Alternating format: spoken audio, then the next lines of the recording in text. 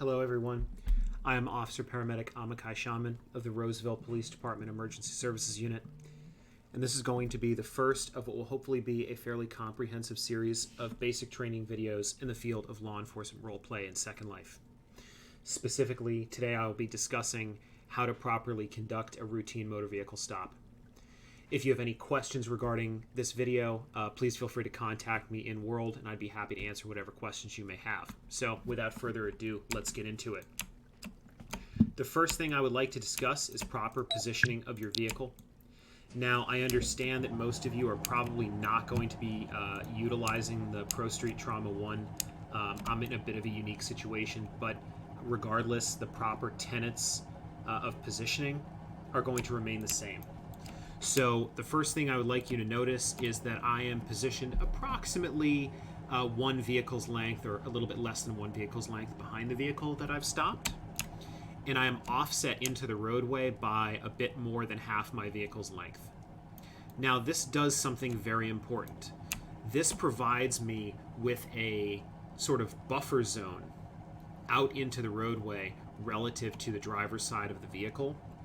And we do this so that if, for whatever reason, my vehicle were to be struck from behind, I am less likely to be struck if I'm standing next to the driver's door here.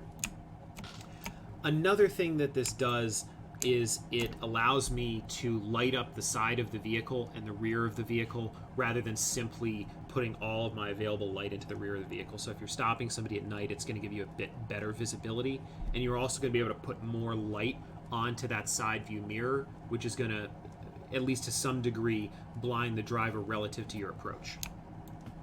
In real life, I would also have my front tires turned all the way to the left, and this would cause my vehicle to be pushed out into the roadway if it were struck, and not necessarily into me or into the car that I've stopped. So now that I've positioned my vehicle appropriately, let's go ahead and let dispatch know that we're conducting a stop. Now, one thing that I personally do before I contact dispatch, and I feel is simply a good role play practice, is I am the driver and ask them, hey, when I come up to this vehicle, is there anything I'm going to notice that isn't actually there? Okay, and they might be like, yeah, there's a bloody chain and an axe in the passenger seat, or something like this, or there might be drugs or piles of money or whatever, right? There could be anything. And it's somewhat difficult to place objects in a vehicle, at least in any sort of timely manner, so I feel it's best practice to ask. So when we contact dispatch, it's going to sound something like this, and after I go through it, I will go through piece by piece and talk about the information that I'm conveying. So, dispatch from M1, go ahead M1. Dispatch, this is M1, you can show me off on a motor vehicle stop at Junction and Bittner. I have a light blue Pro Street Major, occupied ×1, California plates, Mike, Alpha, Juliet, Oscar, Romeo. At this point, either dispatch will run that information, or you might run it yourself on something like Town Control. This is going to vary department to department. In Roseville, generally the officer is going to run that tag themselves because we often do not have a dispatcher on. So let's talk about that information that I conveyed to dispatch. The first thing I conveyed is my location, and I do apologize. I gave that location backwards. It should have been Bittner and Junction. The format should be the street that I am on, followed by my closest cross street. In some jurisdictions, you're also going to provide them with a direction, but I generally don't do that. The next piece of information that I conveyed is the model and color of the vehicle. So it's a light blue Pro Street Major, and I then convey how many people are inside. Occupied ×1 if it's just a driver, occupied ×2 if there's one passenger, okay, so on and so forth. And then I convey the license plate. And really, even though I'm running this information myself in Town Control, I'm still putting that information out as radio traffic so that if something happens, other officers and dispatch knows, okay, something happened, last we know he was on a vehicle stop with this vehicle. Okay, let's go to work.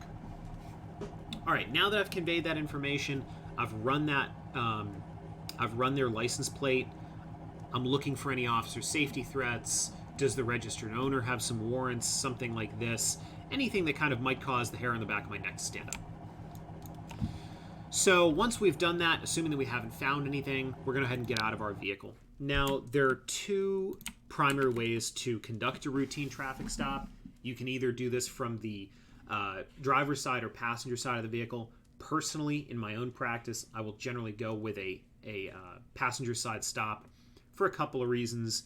It provides you a little bit more protection from traffic, and it can also provide you a little bit of a tactical advantage, but we'll talk about that another day. Today, I'm going to keep it simple and go with a driver's side stop. So I'm going to try to stay in this buffer zone as best I can, and I'm going to come and walk up to the vehicle here. Now, the important thing to note, I'm a little far forward, is I want to stay behind the back edge of the driver's side door. Okay, I know I'm a little far back in this instance, but we all know that in Second Life, movement is a little bit of a granular thing. Now, the reason we want to stay behind this driver's side door is because if the driver were to wish to attack me, one thing that they might do would be to batter me with that driver's side door to knock me off balance in an effort to retain the element of surprise. Okay. And the other thing that I'm going to be mindful of is that I'm never going to reach into the vehicle. Okay. I'm always going to make the individual that I'm speaking with reach out of the vehicle. Now, in Second Life, it doesn't really matter, right? It's all role play. But the more you know, the more realistic you can make your role play. And that is another very important officer safety consideration, right? I don't want to be dragged into that vehicle. Excuse the Morse code for my radio repeater. So at this point, I'm going to have a very simple conversation with the driver. Okay, I want to have as little interaction with them as possible prior to running their information. Okay, I don't want to end up in an argument with somebody who has weapons charges or something like this. So it's going to be, hello, my name is Officer Paramedic Amakai Shaman with the Roseville Police Department. Do me a favor, turn the vehicle off, place the keys on the dashboard. Thank you. Okay, they comply. The next thing I say is going to be, do me a favor, please hand me your license and vehicle registration. Okay, they're going to hand that to me, and I'm then going to say, all right, I'll be back in just a moment. Do me a favor, please keep your hands on the steering wheel until I come back. Thank you. I'm going to take their documentation. I'm going to go right back to my vehicle. Okay, we want to spend as little time out there next to their vehicle as possible for a whole host of reasons. The biggest reason at this point is we have no idea who they are. So I'm then going to run their information. Again, you might do this, dispatch might do this. For us here in Roseville, generally the officer's going to do it themselves. And we are looking for their history, any warrants they might have, things like this. Okay, and also their traffic history. If I've stopped them for speeding and they've been stopped 6 times and gotten warnings every time, okay, well, guess what? Now they're going to get a citation. And this is when I'm going to write the warning or citation or whatever it is. For Roseville, we have a citation form inside of Town Control. We're going to go ahead and fill that out and provide a copy to the individual in the car once we go back. So now that this is done, we can hop back out of our car, walk back up to this vehicle, and now is when I'm going to inform them why I've stopped them. Excuse me. And that's going to sound something like, all right, thank you for your cooperation. Here's your license and registration back. Just so you're aware, I've stopped you for speeding today. I had you on radar doing 40 in a 30-mile-an-hour zone. I've decided to issue you a citation today. Here it is. Please let me know if all the information is correct. And I'll then explain, for roleplay purposes, how they might either roleplay paying the citation or appealing it if they want to do a traffic court RP or something like that. And at this point, you're done. This is pretty simple. So I will instruct them to leave before I do because I've created this nice little kind of buffer for them. So I'm going to say, all right, thank you for your cooperation. You're free to go. And we can head back to our vehicle. I am going to wait, personally, until they've left, simply because it affords them a little bit more safety, right? I don't want them involved in a motor vehicle crash. And then I'm going to let dispatch know that I'm available. So it'll be dispatch from M1, go ahead M1. Dispatch, you can show M1 available. So thank you for watching my video today. I hope you found it informative. Again, if you have any questions at all, please go ahead and contact me in World, and I'd be happy to answer any questions that you may have.